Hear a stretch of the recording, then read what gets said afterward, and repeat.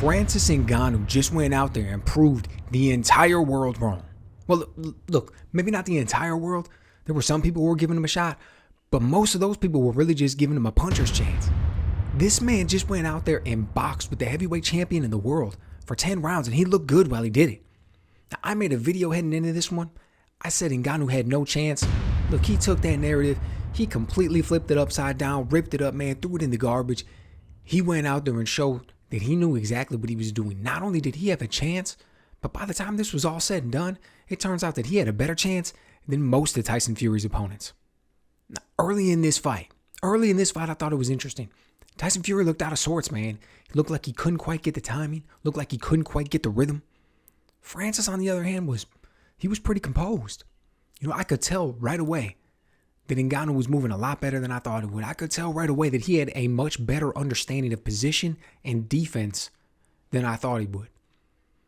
Now, I gave Fury the first 2 rounds. Wasn't really too much going on.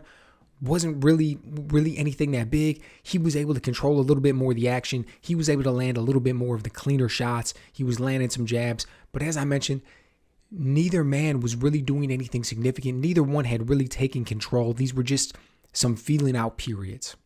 But I will say this. There was a moment that stood out to me in the second round.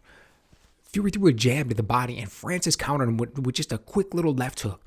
And I did not like the way Fury reacted, man. He kind of dropped back into the corner, and all of a sudden, he looked jittery.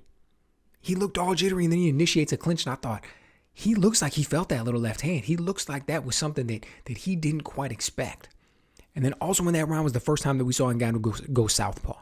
It was something that we would see more throughout the course of the fight. Fury followed, went southpaw himself. Both men went back and forth a few times. But it was interesting to see. I was wondering what he was thinking, probably just looking for some angles, seeing what he could find.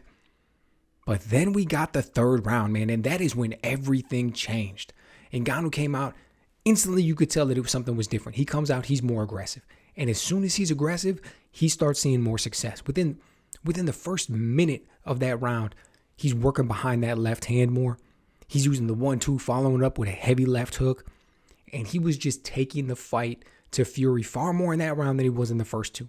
And I thought heading into this one, if he was going to see any success at all, it was going to be with the right hand. Lo and behold, as this is starting to unfold, we're seeing that he is starting to see more success with the left hand.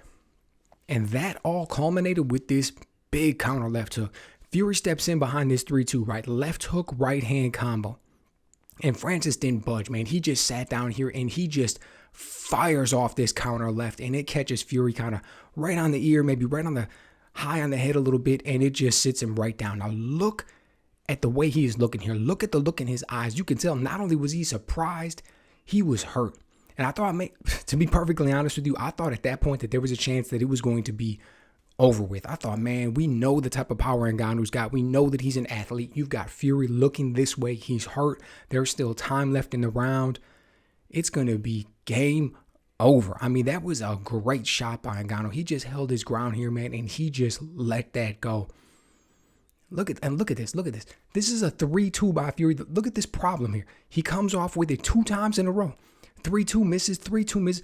Why in the world are you going to the well 2 times in a row? This is to me, it's clearly a case where this is early in the fight and Fury is still underestimating what Ngannou's bringing to the table, right? I mean, you've got to switch it up a little bit. You've got to hide that a little bit more. The fact that he was willing to go to that 2 times in a row, paid the price for it. Look at Usyk right here. Look at Usyk. He has got to be thinking at this point, like, all the glory, the huge payday, everything that's going to be associated with him fighting Fury later on down the line, whether it's 2 months, 3 months, whatever the case may be. This is a fight that's signed, sealed, delivered. Fury could blow it all for him, man. He's just looking like, man, you better pull this together. And lo and behold, very next round, 4th round, we see Fury starts to take control again. Slowly but surely, right? He stays on the outside. He's working his jab. He's using his lateral movement. Every now and then, jumps in, closes the distance, tries to land a 1-2 or maybe just a right hand. And it's nothing all that flashy. It's nothing all that big. It's not like he's coming out there and completely dominating. But when you mix the way that he is able to box on the outside, use the movement, use the jab, and the lack of work that we started to see coming from Francis Ngannou, man. Like, he just wasn't doing fourth round, fifth round, sixth round. He was not doing what we were seeing him do in that third round. That third round was marked by his work rate, by his aggression, by the fact that he was coming out there and moving forward and effectively applying pressure. That's what allowed him to get that shot off. And that's exactly what we didn't see him doing afterwards. Now, I don't know if he started to get tired. I don't know if he got excited. I don't know if he got it was just a classic case of early on in a fight, you land a big shot and it kind of changes what you do, right? You go away from the game plan a little bit because now you're just focused on landing that big shot again. You saw the success. You know that you can put him down. You feel like you're so close. So you go out there and you just keep trying to do that. And by doing it, you actually prevent yourself from doing it because now you're not doing the things that are typically giving you the opportunity to land those shots. Maybe it was that, maybe it wasn't. I'm not sure. What I do know is that when we watched that fight, what we started to see was Fury dominating from the outside, Fury being able to go box him, Fury being able to land that jab, bounce in when he wants to, land a right hand or land a 1-2, tie up, bounce back out, and use more lateral movement. I give the 7th and 8th rounds to Ngannou. Again, he was typically able to see more success when he was aggressive and he stayed busier, but at the end of the day, when it was all said and done, my cards had 95-94 Fury. I gave 3 rounds to Ngannou, 7 and 8, 7, 8, and 10, plus the 10-8, the third round where he got the 10-8. So 95-94 Fury.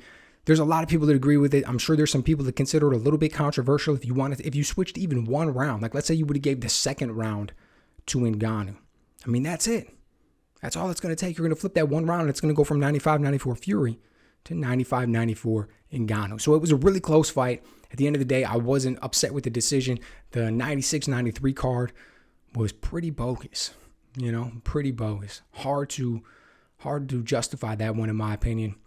But man, Ngannou got so close. Nobody thought he was going to be able to pull this one off. He looked so good in spots, from the physicality on the inside to the way he was handling the clinch, to the way his timing was looking at first to be able to land that big left hook. The fact that this man has got a chin, because make no mistake about it, Tyson Fury was coming out here and there were some moments when he was landing some big shots. He was coming in behind some right hands here that typically put guys down. He was landing some right hands here that we had seen hurt plenty men in the past.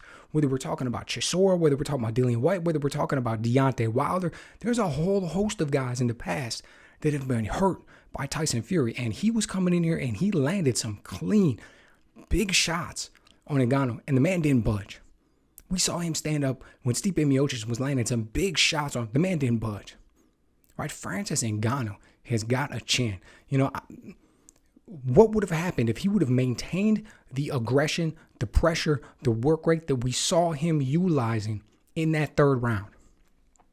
Would he have been able to walk away with this fight? Would Fury have not been able to hold up? Would he have ended up getting tired? What if Ngannou would have went to the body a little bit more? I mean, that's what I said. Shoulda, coulda, woulda, right? I mean, looking back, there's hindsight's 20/20, and we can always speculate on what would have made for a better fight. But I will tell you this, man. I will be the first to admit that I was wrong on this one. I did not think Ngannou was going to be able to go out there and do what he did. And man, the man performed. He performed at a high level. So we know what's coming next for Tyson Fury after this one. He's going to be tangling with Usyk. What do you think is going to be next for Francis Ngannou, and how do you think that fight with Tyson Fury and Alexander Usyk is going to play out? Because neither of those men is coming off what we would exactly call impressive performances in their last outings. Let me know what you guys think.